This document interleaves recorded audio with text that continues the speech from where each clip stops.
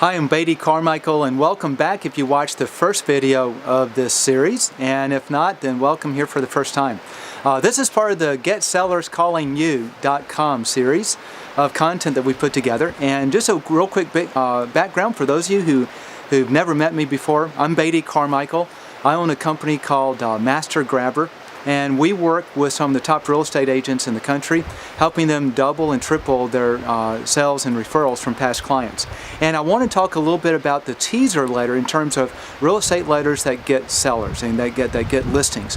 Because in the first video, I was talking about there are two types of letters, a teaser letter and a persuasion letter.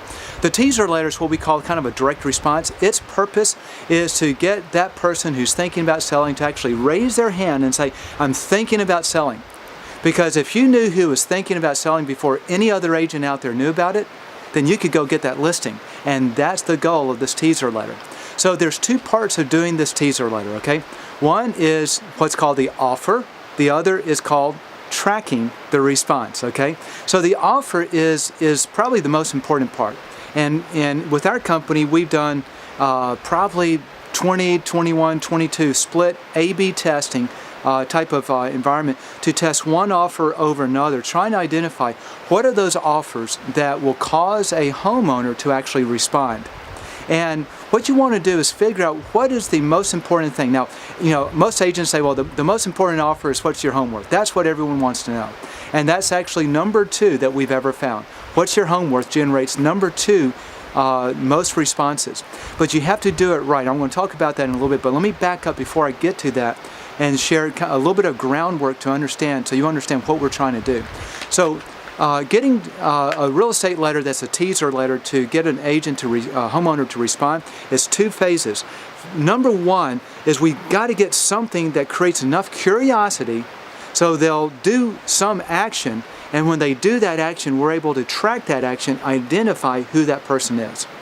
And the key is ideally to track it where they don't know that you know that you're tracking, okay?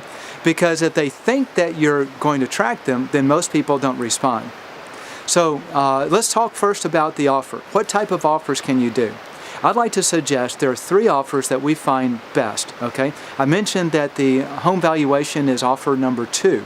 Offer number one is a derivation of putting a letter in someone's mailbox that says, I've got a client that's looking to buy on this street. Are you interested in selling your house? Okay? And then you just rewrite that in such a way that you can send it out to your list, whether that be your personal list or whether that be a neighborhood list or anything else like that.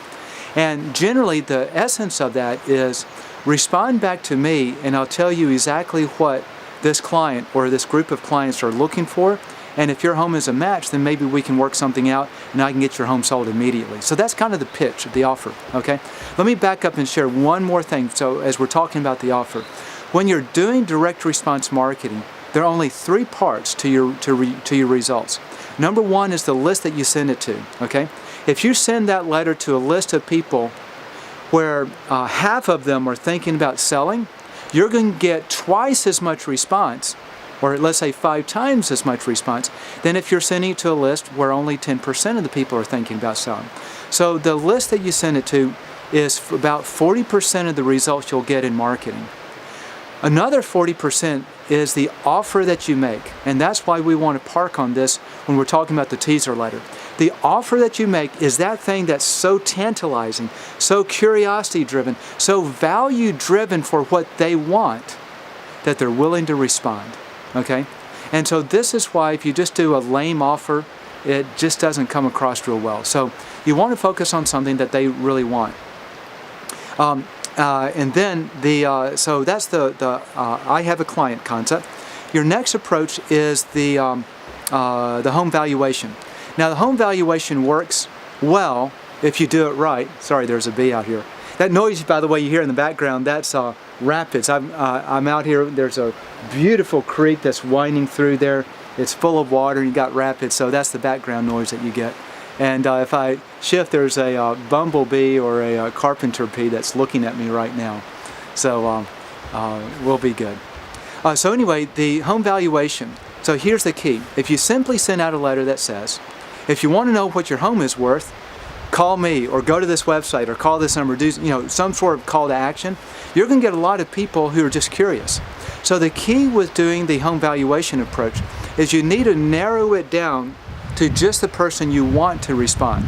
For example, if you're thinking about selling your home in the next 6 to 12 months, then the first step and probably the most important thing you need to do is understand approximately how much money can you get for that home. That way you'll know how much you'll have left over once you pay off the mortgage and what you'll then have available to put toward your next home, because that determines everything else, okay? So now we give them a reason. So if you're thinking about selling, and then you give some sort of a call to action, go to this website, call this number, give me a phone call, whatever, and let's see what that home is worth. So that's your first step, okay? So that's how you do it. What that does is when you put enough copy in there that just kind of narrows it down to just the person thinking about selling, what typically happens is the one who's not thinking about selling will toss it before they get to the end. And then that way, that gives you a more condensed version of just those people who are thinking on selling, rather than a bunch of what we call false positive leads. Some leads are right, they're positive, they're thinking about selling. A lot of leads are false, they're just curious. Because time is money and you just don't want to waste your time with curious people. Now, the third type of offer that we found is what I'll call a report, a free report, like the top 10 blank, okay? Now, when you do a report, here's something else that we found. And by the way, this is an 8 times difference in results. Positive offer versus negative. In other words, let's say I were to write an offer that says, the top 10 things you can do to get the most money for your home when you put it on the market, okay?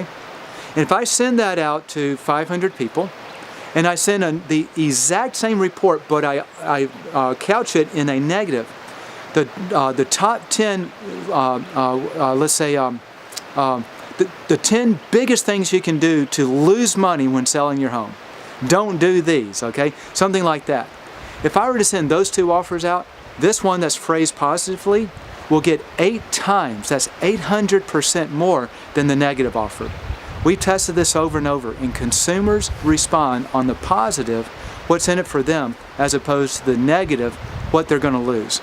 So whenever you do an offer, always do it in the positive, and it'll generate a lot more results. So create a top 10 list, or a top 5, or top 3, or whatever, and then quantify what that means. Not the top 10 things to get you the most money, the top 10 things to do that if you did them, it would add an extra $25,000 to $30,000 on the ultimate sales price of your home. Okay? So give them a reason why. So now they're going, wow, how can I do that?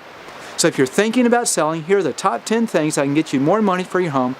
Learn more, pick up the phone and call, learn more, give me a call, email me, go to this website, some sort of call to action. So that's the offer.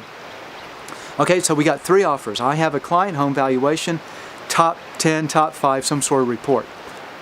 So that's the offers with the teaser letter. The next thing I want to do is talk about the how to track them. And to do that, we're actually going to go to a second video because this is getting a little bit long. If this information has been helpful, please like the video, please comment on it, please share it. Don't forget to subscribe to our YouTube channel. You should see the link somewhere down at the bottom there to do that. And by all means, check us out if you want some help in doing this for yourself. We work with agents who are $5 million a year in volume or more and have a list already put together, past clients and sphere of influence. And you can see us at agentdominator.info. Thanks for watching. Make sure to go to the next video to learn about the tracking and how to put everything together.